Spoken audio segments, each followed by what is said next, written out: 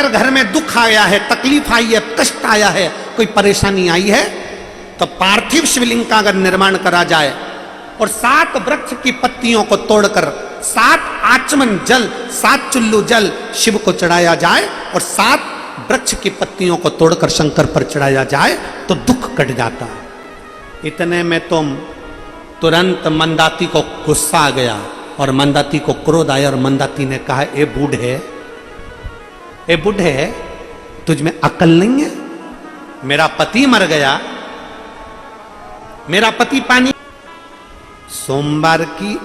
अष्टमी के दिन 7 चुल्लू जल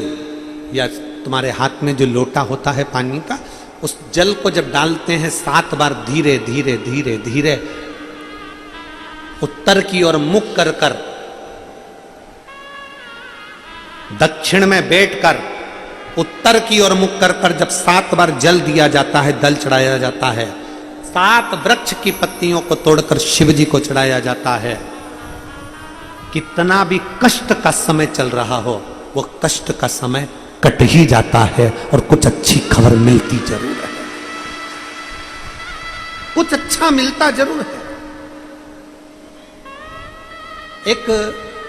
हरतालिका तीज के दिन फुलेरे का दर्शन, इधर हरियाणा में हरतालिका तीज होती है कि नहीं होती हमको नहीं मालूम, नहीं होती। अगर नहीं भी होती है तो प्रयास करा करो कि शंकर जी के मंदिर में अगर कहीं हरियाणा में हरतालिका तीज नहीं होती है तो शंकर के मंदिर में अपनी तरफ से एक डलिया लेकर या बांस की छबड़ी लेकर उसमें मालाएं लटकाकर शंकर के ऊपर जैसे वो जलाधारी लगी रहती है वैसे फूल की फुलेरा लगाना चाहिए, लगाना चाहिए। और मेरा निवेदन है यहाँ बैठी हुई सारी माताओं से, आपके नजदीक में जो शिव मंदिर हो, प्रयास करना कि हरतालिका तीज के दिन अपनी तरफ से एक फुलेरा अपने घर में तैयार कर लो, माला ही तो लटकाना, एक फूल झूमर जैसा, झूमर जैसा।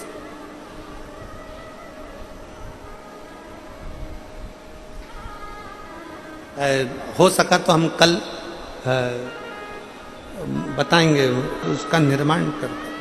प्रयास करो। कहते हैं सोमवार की अष्टमी के दिन 7 पत्ती 7 जल के पात्र चढ़ाने से जो फल मिलता है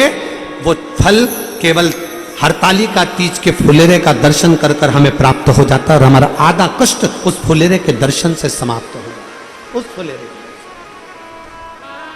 दिल से करें। औलाद नहीं हुई हो, 25 साल तक भी औलाद नहीं हुई हो, 24 साल 25 साल 30 साल तक भी अगर औलाद नहीं हुई है तो एक सफेद आंकड़े की जड़ पति पत्नी दोनों लेकर आए, रजो धर्म के 7वें दिन तुमरुकेश्वर महादेव का नाम लेकर शिव जी पैसे घुमाकर 21 बार कमर में शंकर के शिवलिंग का दर्शन करते हुए नंदी के पास खड़े होकर शिव का दर्शन करते करते उसको बांधे। 7